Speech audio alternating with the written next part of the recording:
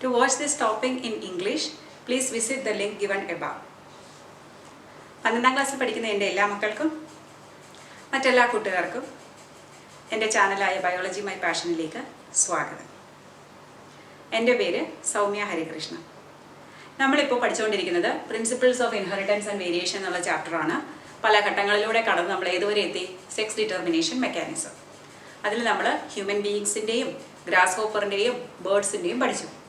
അതൊരു sex determination by chromosome ആയിരുന്നു അല്ലേ? ടൈപ്സ് ഓഫ് ക്രോമസോം ആയിരുന്നു സെക്സ് ഡിറ്റർമിൻ ചെയ്തത്. ഇനി നമ്മൾ പഠിക്കുന്നത് ഹണി ബീയുടെ സെക്സ് ഡിറ്റർമിനേഷൻ മെക്കാനിസമാണ്. അത് കുറച്ചൊരു വ്യത്യാസമുണ്ട്, അതുകൊണ്ടാണ് ഞാനതിനെ വേറൊരു വീഡിയോ ആയിട്ട് എടുത്തത്. Haplodiploid mechanism or haplodiploidy mechanism of sex determination. ഈ പേര് പറയുന്നത് പോലെ തന്നെ ഹാപ്ലോ ഡിപ്ലോയിഡി മെക്കാനിസം എന്ന് വെച്ചാൽ എന്താ? വളരെ സിമ്പിളാണ്. ഹാപ്ലോയിഡ് ആണ് ഓസ്പ്രിങ് എങ്കിൽ അതെന്തായിരിക്കും? ഒരു മെയിലായിരിക്കും. ഡിപ്ലോയിഡ് ആണ് ഓസ്പ്രിങ് എങ്കിൽ അത് ഫീമെയിൽ ആയിരിക്കും. ഓക്കെ, ഇനി എങ്ങനെയാണ് മെയിലും ഫീമെയിൽ ഹാപ്ലോയിഡ് അല്ലെങ്കിൽ ഡിപ്ലോയിഡ് ആകുന്നതെന്ന് നോക്കാം. ഫീമെയിൽ ഡിപ്ലോയിഡ് ആകുന്നത് എങ്ങനെയാണ്? ഫെർട്ടിലൈസേഷൻ നടക്കുമ്പോൾ. അതായത് മെയിൽ ഗ്യാമീറ്റും ഫീമെയിൽ ഗ്യാമീറ്റും ഫ്യൂസ് ചെയ്താണ് ഒരു ഓസ്പ്രിങ് ഉണ്ടാകുന്നതെങ്കിൽ ഡെഫിനറ്റ്ലി അതെന്തായിരിക്കും? ഡിപ്ലോയിഡ് ആയിരിക്കും അല്ലേ? അപ്പോൾ ഫെർട്ടിലൈസേഷൻ നടന്നിട്ടുണ്ടാകുന്ന കുഞ്ഞുങ്ങളെല്ലാം എന്തായിരിക്കും? ഫീമെയിൽ ആയിരിക്കും. അപ്പോൾ മെയിൽ എങ്ങനെ ഉണ്ടാവും?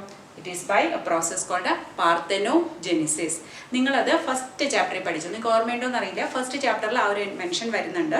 പാർത്തനോജെനിസിസ് എന്ന് പറഞ്ഞാൽ അമ്മയുടെ ഗ്യാമീറ്റ് ഫെർട്ടിലൈസേഷൻ ഒന്നും കൂടാതെ അല്ലെങ്കിൽ സ്പെർമുമായിട്ട് ഫ്യൂസ് ചെയ്യാതെ ഡയറക്റ്റ് ആയിട്ടൊരു കുഞ്ഞായിട്ട് മാറുന്നു. അമ്മയുടെ ഗ്യാമീറ്റാണ് കുഞ്ഞായിട്ട് മാറുന്നതെങ്കിലോ അത് ഹാപ്ലോയിഡ് അല്ലേ? ആ ഒരു പ്രോസസ്സിനെ പറയുന്ന പേരാണ് പാർത്തനോജെനിസിസ്. അത് നടക്കുമ്പോൾ ഉണ്ടാകുന്ന കുഞ്ഞുങ്ങളെല്ലാം എന്തായിരിക്കും? മെയിൽ. അതായത് ഇപ്പോൾ ഹണിബിയുടെ കാര്യം നോക്കിയാൽ അതിൻ്റെ ഡിപ്ലോയിഡ് നമ്പർ എന്ന് പറയുന്നത് 32 ആണ്. ഇപ്പം 32 ഉണ്ടെങ്കിൽ അത് female, that is after fertilisation. അത് ഹാപ്ലോയിഡ് നമ്പർ 16 ഉള്ളെങ്കിലോ it is male, that is by parthenogenesis. Okay, അപ്പം നമുക്കിനി ഹണി ബീസിനെ സെക്സ് ഡിറ്റർമിനേഷൻ സ്പെസിഫിക് ആയിട്ട് എങ്ങനെയാണ് ക്രോസ് നോക്കാം. പക്ഷേ അതിന് മുമ്പായിട്ട് നമുക്ക് ഹണി ബീയുടെ കോളനിയെ കുറിച്ച് മനസ്സിലാക്കാം. ഹണി ബീസ് എപ്പോഴും എന്താണ്? ഒരു കോളനി ആയിട്ടാണ് വർക്ക് ചെയ്യുന്നത് അല്ലേ? അല്ലെങ്കിൽ എപ്പോഴും അവരെ കോളനി ആയിട്ട് കാണും. ഒരു ഹണി കോമ്പിനകത്ത് തൗസൻഡ്സ് ഓഫ് ഹണി ബീസ് കാണും. അപ്പോൾ നമുക്കിവിടെ ഈ പിക്ചറിൽ കാണാം 3 ടൈപ്പ് ഉണ്ട്. ഒരു കോളനി നോക്കിയാൽ 3 ടൈപ്പ് ഹണി ബീസ് ഉണ്ട്. ഓക്കെ, ഫസ്റ്റ് ടൈപ്പാണ് മെയിൽസ് ആണ്. അവരെ പറയുന്ന പേരാണ് ഡ്രോൺസ്. അപ്പോൾ അവരെങ്ങനെയായിരിക്കും? ഹാപ്ലോയിഡ് ആയിരിക്കും. ഓക്കെ, രണ്ടാമത്തേത് ഒരു വലുതാണ്, അതാണ് ക്വീൻ. അപ്പോൾ ഒരു കോളനിയിൽ ഒരു ക്വീനെ ഉണ്ടായിരിക്കുള്ളൂ. ഓക്കെ, ഒറ്റ ക്വീനെ ഉണ്ടായിരിക്കുള്ളൂ. ആ ക്വീനാണ് കോളനി ഫുള്ള് കൺട്രോൾ ചെയ്യുന്നതും. ആ ഒരു ക്വീനിന് മാത്രമേ മുട്ടയിടാനുള്ള കഴിവുള്ളൂ. ബാക്കിയുള്ള വർക്കേഴ്സ് കാണുന്നു, തൗസൻഡ്സ് ഓഫ് വർക്കേഴ്സ് ഒരു കോളനിയിൽ കാണും. ആ വർക്കേഴ്സ് എല്ലാം തന്നെ ഫീമെയിൽസ് ആണ്. കാരണം അവരെല്ലാം ഫെർട്ടിലൈസേഷൻ നടന്നുണ്ടായതാണ്. പക്ഷെ അവരെല്ലാം സ്റ്റെറൈലാണ്. സ്റ്റെറൈലിൻ്റെ മീനിങ് അറിയോ? സ്റ്റെറൈൽ എന്ന് വെച്ചാൽ എന്താണ്? റീപ്രൊഡക്ഷനുള്ള എബിലിറ്റി ഇല്ല. അപ്പോൾ ഇവരുടെ കോളനിയിൽ കറക്റ്റ് ഒരു ഡിവിഷൻ ഓഫ് ലേബർ ഉണ്ടോ? ഇന്ന ആൾ ഇന്ന വർക്ക് ചെയ്യുക എന്നുള്ളതാണ്. ഓക്കെ, അപ്പോൾ ക്വീൻ മാത്രമാണ് ഒരു ഫെർട്ടിലൈസിങ് മെമ്പർ, അതായത് കേപ്പബിൾ ഓഫ് ഫെർട്ടിലൈസിങ്. എന്നിട്ട് അതിന് മുട്ടയിട്ട് പുതിയ കുഞ്ഞുങ്ങളെ, പുതിയ തലമുറ ഉണ്ടാക്കുന്ന ആര് മാത്രമേ ഉള്ളൂ? ക്വീൻ മാത്രമേ ഉള്ളൂ. വർക്കർ ബീയുടെ ജോലി എന്ന് വെച്ചാൽ ഈ ഹണി കോം ഉണ്ടാക്കണം. അവരൊരു വാക്സ് സെക്രീറ്റ് ചെയ്തിട്ടല്ലേ ഹണി കോം ഉണ്ടാക്കുന്നത്. ആ ഹണി കോം ഒക്കെ ഉണ്ടാക്കണം. പിന്നെ അതിനകത്ത് നെക്ടർ കൊണ്ട് നിറയ്ക്കണം. പൂവിൽ നിന്ന് നെക്ടർ നെക്ടർ എന്ന് വെച്ചാൽ തേൻ അല്ലേ? തേൻ കൊണ്ടുവന്ന് അതിൽ നിറയ്ക്കും. നിറച്ചിട്ട് അവരുടെ ശരിക്കും അത് അവർ പൂവിൽ നിന്ന് കളക്ട് ചെയ്ത് വായിലൊരു ക്രോപ്പ് എന്നൊരു സാധനമുണ്ട്, അതിൽ വെച്ച് വരും. എന്നിട്ട് അവരത് സ്പിറ്റ് ഔട്ട് ചെയ്യും ഓരോ കോമ്പിലോട്ടും. ആ സ്പിറ്റ്, അതായത് തുപ്പി വെക്കുക അല്ലേ? തിരിച്ചെടുക്കുക. ആ സമയത്ത് അവരുടെ ഇവിടെ ഒരു ഗ്ലാൻഡ് ഉണ്ട്. ആ ഗ്ലാൻഡിൽ നിന്നൊരു എൻസൈം ഉണ്ടാകും. ആ എൻസൈമാണ് ഇവരുടെ ഈ നെക്ടറിനെ ഹണിയാക്കി മാറ്റുന്നത്. കൊണ്ടുവരുമ്പോൾ തേനാണ്, മീൻസ് പൂവിൽ നിന്നുള്ള തേനാണ്. അതിനെ കട്ടിയുള്ള ഹണിയാക്കി മാറ്റുന്നത് ആ ഒരു എൻസൈമിൻ്റെ ആക്ടിവിറ്റി കൊണ്ടാണ്. അത് കഴിഞ്ഞിട്ട് ഇവരെല്ലാം അവരുടെ വിങ്സ് വല്ലാതെ ഇങ്ങനെ ഫാൻ ചെയ്യും, വീശുമ്പോൾ ഇതിനകത്ത് എക്സ്ട്രാ വാട്ടറൊക്കെ ഇവോപ്പറേറ്റ് ചെയ്ത് തിക്ക് ഹണിയാവും. ഒപ്പം തന്നെ എയറൊക്കെ പ്യൂരിഫൈ ചെയ്യും. പിന്നെ ഈ വളർന്നു വരുന്ന ഈ ക്യൂവിൻ മുട്ടയിട്ട് കഴിയുമ്പോൾ ആ കുഞ്ഞുങ്ങളെല്ലാം വളർത്തിയെടുക്കുക, അതിനെ ഫുഡ് കൊടുക്കുക, പിന്നെ അതിലെ ഒരെണ്ണത്തിനെ ക്യൂവിനായിട്ട് ട്രെയിൻ ചെയ്ത് കൊണ്ടുവരിക. ഒപ്പം തന്നെ ഈ മെയിൽ ഡ്രോൺസിനും ഫുഡ് കൊടുക്കണം. അതായത് ഡ്രോൺസ് ഒരു ജോലിയും ചെയ്യില്ല. അവർ ഏറ്റവും പ്രിവിലേജ്ഡ് ആയിട്ടുള്ള ആൾക്കാരാണ് മെയിൽസ് അല്ലേ? ആ മെയിൽസ് ആ കോളനിയിൽ ഒരു കോൺട്രിബ്യൂഷനും ഇല്ല. അവർക്ക് 2 ജോലിയുള്ളൂ, ഈറ്റിംഗ് ആൻഡ് മീറ്റിംഗ്. ഓക്കെ, അപ്പോൾ അവർ ഫുഡ് തപ്പിയൊന്നും പോകാറില്ല. മിക്കവാറും അവർക്ക് അവരുടെ തന്നെ ഫുഡ് ഉണ്ടാക്കാൻ പറ്റും, പക്ഷേ ചിലപ്പോൾ ഇവർ ഇതിൽ നിന്നും കഴിക്കും. അപ്പം എപ്പോഴും ഫീമെയിലിലെ ക്വീനാണ് ഫെർട്ടിലൈസ് ചെയ്യുന്നത്. അപ്പോൾ ക്വീൻ ഡിറ്റർമിൻ ചെയ്യും എത്ര വർക്കർ വേണം, എത്ര ഡ്രോൺസ് വേണമെന്ന്. എപ്പോഴും ഒരു കോളനിയിൽ കൂടുതൽ വർക്കേഴ്സും കുറച്ച് ഡ്രോൺസേ കാണുള്ളൂ. കാരണം ഈ ഡ്രോൺ മെയിൽസ് എന്ന് പറഞ്ഞാൽ അവർ ഈ ഫീമെയിൽസിൻ്റെ 3 ഇരട്ടി ഫുഡ് കഴിക്കും. അപ്പോൾ അത് കൂടുതൽ പ്രശ്നങ്ങളുണ്ടാക്കും. അല്ല, അവൈലബിൾ ഫുഡ് കാണില്ല അല്ലേ? അപ്പോൾ അതുകൊണ്ട് എപ്പോഴും കുറച്ച് നമ്പർ ഡ്രോൺസേ ഉണ്ടാക്കുള്ളൂ. എന്നിട്ട് ഫീമെയിൽസ് കൂടുതലായിരിക്കും. ഇനി ഇതിനകത്തെ ഫെർട്ടിലൈസേഷൻ എങ്ങനെയാണെന്ന് നോക്കാം. ഒരു ക്വീൻ റെഡി ഫോർ റീപ്രൊഡക്ഷൻ ആ സമയമാകുമ്പോഴേക്കും ഇതെന്ത് ചെയ്യുന്ന പറഞ്ഞാൽ ഈ ഹണി കോമ്പിൻ്റെ മുകളിലേക്ക് പറക്കും, കുറച്ച് ദൂരെ മേളിൽ പോകും. മേളിൽ പോയിട്ട് ഒരു കൈൻഡ് ഓഫ് ഒരു പ്രത്യേക ഒരു പദത്തിലൂടെ ഒരു ഓർബിറ്റ് പോലെ അതിൻ്റെ കൂടെ ഇങ്ങനെ പറക്കും. അതിൻ്റെ പേരാണ് നപ്ഷ്യൽ ഫ്ലൈറ്റ് എന്ന് പറയും. ആ നപ്ഷ്യൽ ഫ്ലൈറ്റ് കുറച്ച് ദിവസം മേ ബി 1 or 2 days ഇങ്ങനെ നീണ്ടു നിൽക്കും.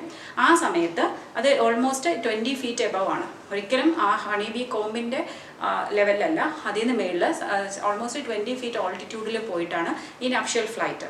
അപ്പോൾ ഇതിൻ്റെ ശരീരത്തിൽ നിന്ന് കുറച്ച് ഫിറമോൺസ് വെച്ചാൽ നമ്മുടെ ഹോർമോൺസ് പോലെ കുറച്ച് കെമിക്കൽസ് ആണ്. ഈ ആനിമൽസ് എല്ലാം കമ്മ്യൂണിക്കേറ്റ് ചെയ്യുന്നത്, ഇൻസെക്ട്സ് ഒക്കെ കമ്മ്യൂണിക്കേറ്റ് ചെയ്യുന്നത് ഈ ഫിറമോൺസ് ഉപയോഗിച്ചിട്ടാണ്. അപ്പോൾ ഈ ഫിറമോൺസിൻ്റെ ഇഫക്റ്റ് കൊണ്ട് തന്നെ നമ്മുടെ മെയിൽസ് ഡ്രോൺസിന് മനസ്സിലാവും female is ready for reproduction. അപ്പോൾ ഇവർ മുകളിലേക്ക് പോകും, അവിടെ വെച്ചിട്ടാണ് മീറ്റിംഗ് നടക്കുന്നത്. അപ്പോൾ ഫീമെയിൽ ഒരു പ്രാവശ്യം ഒരു നപ്ഷ്യൽ ഫ്ലൈറ്റിൻ്റെ സമയത്ത് തന്നെ 7 മുതൽ 15 വരെ മെയിൽസുമായിട്ടാണ് മീറ്റ് ചെയ്യുന്നത്. എന്നിട്ട് ഓരോരുത്തരിൽ നിന്നും കളക്ട് ചെയ്യുന്ന സ്പേംസ് എല്ലാം ഡിഫറെൻറ്റ് ചേമ്പേഴ്സ്, സെമിനൽ റിസപ്റ്റക്കിൾസ് ഉണ്ട്, അതായത് കളക്ട് ചെയ്ത് വെക്കാനുള്ള ആ ഡിഫറെൻറ്റ് ചേമ്പേഴ്സിൽ സൂക്ഷിച്ച് വെക്കും. പക്ഷേ ജീവിതത്തിൽ ഒരു പ്രാവശ്യം ഈ നപ്ഷ്യൽ ഫ്ലൈറ്റ് നടത്തുള്ളൂ, കഴിഞ്ഞു. പക്ഷേ ഇനി rest of her life, through out her life അവർക്ക് ഇങ്ങനെ മുട്ടയിട്ടുകൊണ്ടേയിരിക്കാം. ഓക്കെ, കാരണം ക്വീനിൻ്റെ കയ്യിൽ ആവശ്യത്തിന് സ്പേംസ് കളക്ട് ചെയ്ത് വെച്ചിട്ടുണ്ട്, അതിന് ആവശ്യത്തിന് എഗ്ഗ് പ്രൊഡ്യൂസ് ചെയ്യാം. ഇനി തിരിച്ച് വന്നിട്ട് വിത്തിൻ അവേഴ്സ് മുട്ടയിടാൻ തുടങ്ങും. അപ്പോൾ ഈ സ്വന്തം മുട്ട എടുക്കും, കുറച്ച് സ്പേംസ് ഒരെണ്ണത്തിൽ നിന്ന് കളക്ട് ചെയ്ത സ്പേംസ് എല്ലാം കൂടി എടുത്ത് ഫെർട്ടിലൈസ് ചെയ്ത് ഒരു ബാച്ചായിട്ട് അങ്ങ് മുട്ടയിടും. അതിൽ വരുന്നവരെല്ലാം എന്തായിരിക്കും, അവരെ പറയുന്നത് എല്ലാം ഫീമെയിൽ ആയിരിക്കുമല്ലോ, കാരണം ഫെർട്ടിലൈസേഷൻ നടന്നു. അവരെ പറയുന്ന പേരാണ് സൂപ്പർ സിസ്റ്റേഴ്സ്, കാരണം അവരുടെ ഫാദറും സെയിം ആണ്, മദറും സെയിം ആണ്. ഇനി അടുത്ത വേറൊരു ബാച്ചിൽ നിന്നായിരിക്കും പിന്നെ എടുക്കുന്നത്. അങ്ങനെ എഗ്ഗ് ലേ ചെയ്തുകൊണ്ടിരിക്കും. പിന്നെ ഒരു പ്രത്യേക സീസണിൽ ഡ്രോൺസിനെ പ്രൊഡ്യൂസ് ചെയ്യാൻ വേണ്ടിയിട്ട് ഈ സ്പേംസ് എടുക്കാതെ സ്വന്തം എഗ്ഗ് തന്നെ പ്രൊഡ്യൂസ് ചെയ്ത് പാർത്തനോജെനിസിസ് വഴി ഹാപ്ലോയിഡ് ഓർഗാനിസം ഉണ്ടാക്കും. അപ്പോൾ അത് മെയിലായിട്ട് മാറും. ഓക്കെ, അപ്പോൾ സ്വാഭാവികമായിട്ട് നിങ്ങൾക്കൊരു ചോദ്യം ഉണ്ടാകും, ഈ 32 ഉള്ള എല്ലാം ഫീമെയിൽസ് അല്ലേ, പിന്നെ എങ്ങനെയാണ് ക്വീൻ ഉണ്ടാകുന്നതെന്നല്ലേ? അത് ഫീഡ് ചെയ്യുന്നതിനനുസരിച്ചാണ്. അതായത് ഈ ക്വീൻ മുട്ടയിടുമ്പോൾ തന്നെ ആ കൂമ്പിൻ്റെ ഒരു സൈഡിൽ ഒരു വെർട്ടിക്കൽ റോയിലായിട്ടാണ് ഈ ചില മുട്ടകൾ ഇടുന്നത്. ആ മുട്ട വിരിഞ്ഞുണ്ടാകുന്നതെല്ലാം ക്വീനാവാൻ സാധ്യതയുള്ളതാണ്. അതിൽ ഒരെണ്ണത്തിന് മാത്രം റോയൽ ജെല്ലി ഫീഡ് ചെയ്യും. റോയൽ ജെല്ലി എന്ന് പറഞ്ഞാൽ ഒരു സ്പെഷ്യൽ സെക്രീഷനാണ്, അത് വർക്കർ ബീ ഉണ്ടാക്കുന്ന ഒരു സ്പെഷ്യൽ സെക്രീഷനാണ്. അത് എല്ലാവർക്കും 3 ദിവസം കൊടുക്കും, എല്ലാ മുട്ടകൾക്കും 3 ദിവസം കൊടുക്കും ഈ മുട്ട കഴിയുമ്പോൾ. അത് പക്ഷേ 3 ദിവസം കഴിഞ്ഞിട്ട് ഒരെണ്ണത്തിന് മാത്രമേ ഈ റോയൽ ജെല്ലി കണ്ടിന്യൂസ് കൊടുക്കുള്ളൂ. 5 ദിവസത്തോളം ആ റോയൽ ജെല്ലി കൊടുക്കും. അപ്പോൾ ആ ഒരെണ്ണം മറ്റതിൽ നിന്നൊക്കെ ഇത്തിരി വളർന്ന് ഒരു വ്യത്യസ്തമായിട്ടുള്ള രൂപത്തിലോട്ട് മാറും. അതാണ് പിന്നീട് ക്വീനായിട്ട് മാറുന്നത്. അപ്പോൾ ബാക്കി ലാർവയ്ക്കൊക്കെ എന്താ കൊടുക്കുന്നത്, പിന്നീടുള്ള ദിവസങ്ങളിൽ അവർ പോളൻ ഗ്രെയിനും ഹണിയും മാത്രം കഴിച്ചാണ്, നെക്ടറും മാത്രമാണ് കഴിക്കുന്നത്. അതുകൊണ്ട് അവർ നോർമൽ വർക്കർ ബീസ് ആവുകയാണ്. ക്വീനിന് റോയൽ ജെല്ലി ഫീഡ് ചെയ്തുകൊണ്ടേ ഇരിക്കും. ഓക്കെ, ഇനി നമുക്കിതിൻ്റെ ക്രോസ് എങ്ങനെയാണെന്ന് നോക്കാം. ക്വീൻ 32 ആണ് ഡിപ്ലോയിഡ് അല്ലേ, അതിൽ നിന്ന് ഗ്യാമീറ്റ് ഉണ്ടാകും, ഫീമെയിൽ ഗ്യാമീറ്റ്. ഗ്യാമീറ്റ് എപ്പോഴും എന്താണ്, ഹാപ്ലോയിഡ്, അതായത് 16. എപ്പോഴും ഗ്യാമീറ്റ് ഉണ്ടാകുമ്പോൾ ഡിപ്ലോയിഡിൽ നിന്ന് ഹാപ്ലോയിഡ് ആവാനുള്ള ഡിവിഷൻ എന്താണ്, മയോസിസ് അല്ലേ. അതേസമയം മെയില് ഓൾറെഡി ആണ്, 16 ഉള്ളൂ, ഹാപ്ലോയിഡ് ആണ്, അതും ഗ്യാമീറ്റ് ഉണ്ടാക്കും. ഗ്യാമീറ്റും എന്താണ്, ഹാപ്ലോയിഡ് 16 അല്ലേ. പക്ഷേ ഇവിടെ എന്ത് ഡിവിഷനാണ് നടക്കുന്നത്, മൈറ്റോസിസ്. എപ്പോഴും ഓർത്തോളണം, female produces gamete by meiosis because diploid to haploid. Male എപ്പോഴും മൈറ്റോസിസ് വഴിയാണ്, കാരണം ഹാപ്ലോയിഡ് ടു ഹാപ്ലോയിഡ്. ഇനി ഈ ഗ്യാമീറ്റും ഇതും ഫ്യൂസ് ചെയ്യുവാണെങ്കിൽ വീണ്ടും അതെന്താവും, ഡിപ്ലോയിഡ് അല്ലെങ്കിൽ 32 ആവും. അതേസമയം ഈ ഗ്യാമീറ്റ് നേരെ, അപ്പോൾ ഇവിടെ എന്താ നടന്നത്, ഫെർട്ടിലൈസേഷൻ. ഇവിടെ പാർത്തനോജെനിസിസ് നേരെ ഡെവലപ്പ് ചെയ്യുകയാണെങ്കിൽ എന്താവും, 16. അപ്പോൾ ഇതൊരു മെയിലായിരിക്കും, ഇതെല്ലാം ഫീമെയിലായിരിക്കും. ഇങ്ങനെയാണ് ഈ ഹണി ബീസിൽ സെക്സ് ഡിറ്റർമിനേഷൻ നടക്കുന്നത്. ഇതിൻ്റെ പേരാണ് ഹാപ്ലോ ഡിപ്ലോയിഡ്. ഹാപ്ലോയിഡ് ആണെങ്കിൽ മെയില്, ഡിപ്ലോയിഡ് ആണെങ്കിൽ ഫീമെയില്. നിങ്ങൾക്ക് ഈ കോൺസെപ്റ്റ് നന്നായി മനസ്സിലായെന്ന് കരുതുന്നു. എൻ്റെ വീഡിയോസ് ഇഷ്ടമാവുന്നുണ്ടെങ്കിൽ ലൈക്ക് ചെയ്യണം, ഷെയർ ചെയ്യണം, സബ്സ്ക്രൈബ് ചെയ്യണം. Biology my passion.